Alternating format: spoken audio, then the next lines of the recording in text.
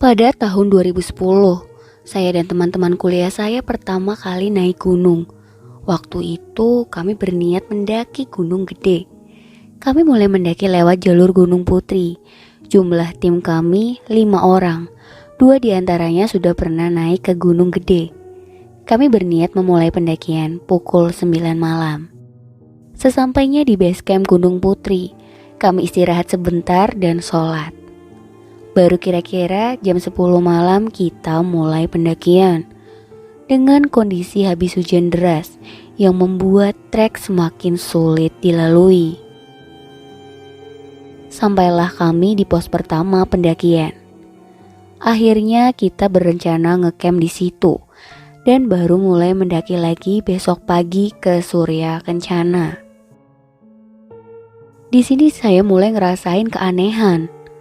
Setelah makan dan main api unggun, saya ngerasa teman-teman saya yang lagi ngobrol bareng suaranya jauh sekali. Seperti berada beberapa meter dari saya, padahal mereka ada di depan saya. Kami semua saat itu sedang duduk-duduk di depan api unggun. Waktu itu saya pikir mungkin saya kecapean atau ngantuk.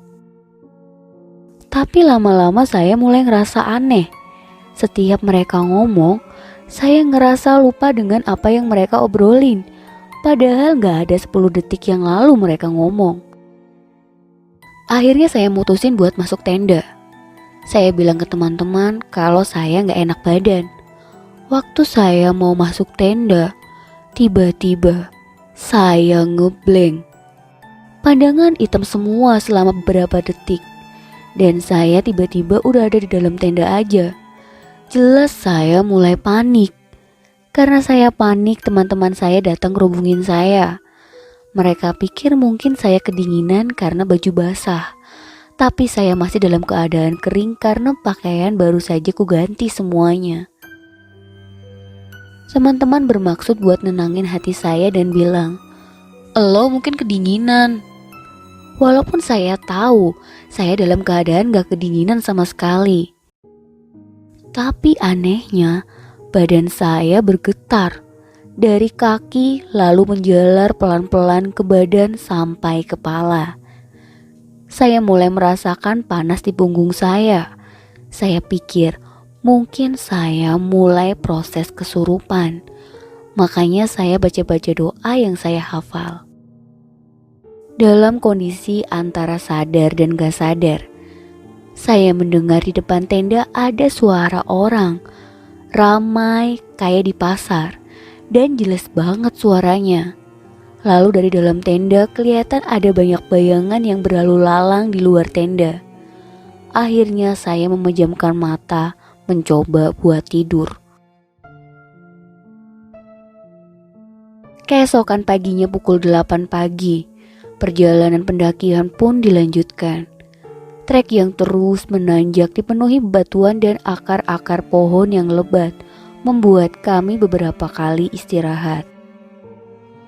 Singkat cerita, akhirnya kami sampai di alun-alun Surya Kencana sekitar jam 2 siang. Alun-alun Surya Kencana adalah lahan yang luas dan di tengah mengalir aliran sungai dari puncak Gunung Gede. Di sekitarnya ditumbuhi bunga edelweiss dan rerumputan yang indah. Disinilah semua rasa lelah dan letih terbayar lunas. Di sini kami istirahat sebentar, makan dan ngopi-ngopi. Setelah 1 jam kami istirahat, perjalanan ke puncak pun dilanjutkan. Akhirnya kami sampai di puncak sekitar pukul 4 sore. Di sana kami menikmati keindahan puncak Gunung Gede sembari berfoto-foto. 2 jam kami menikmati keindahan puncak Gunung Gede. Lalu pukul 6 sore kami bergegas turun gunung. Saat kami melewati daerah alun-alun Surya Kencana lagi, di situ ada sosok kakek-kakek duduk di atas batu sambil pegang tongkat, memperhatikan kami. Kami semua melihat itu, tetapi kami pura-pura tidak melihatnya karena kami tahu sosok itu pasti bukanlah manusia. Di beberapa pos awal turun, kita gak ada masalah, cuma saat sampai mau air terjun.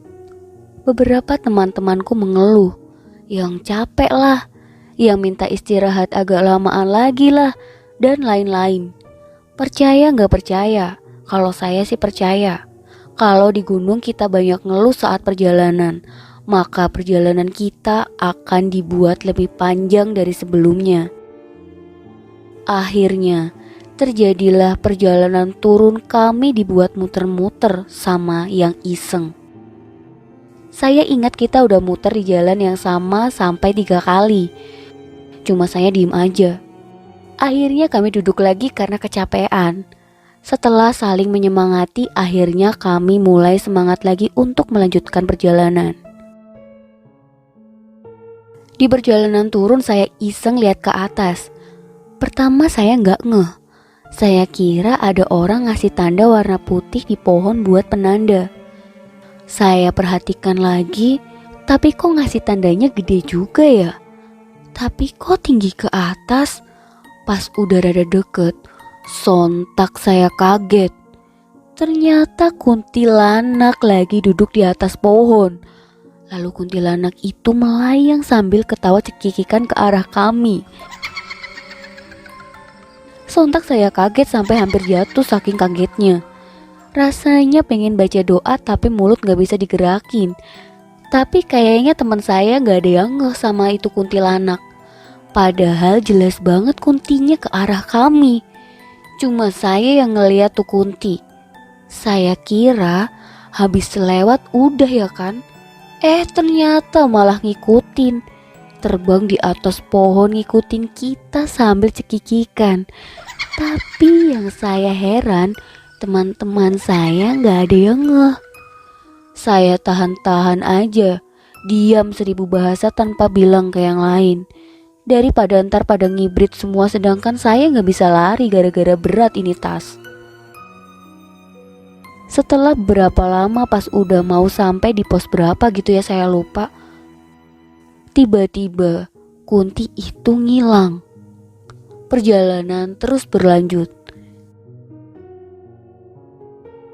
Singkat cerita, ketika kami sudah sampai di base camp, kami pun memilih untuk nyantai di sebuah warung. Disitulah banyak cerita kejadian-kejadian mistis yang dirasakan teman-teman selama perjalanan turun tadi.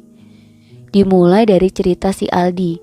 Ternyata kata dia, di sepanjang perjalanan turun ini, pas kita lagi diputer-puterin, si Aldi ini terus melihat sosok manusia berkepala monyet di sebelah kanan jalan di antara pepohonan gelap.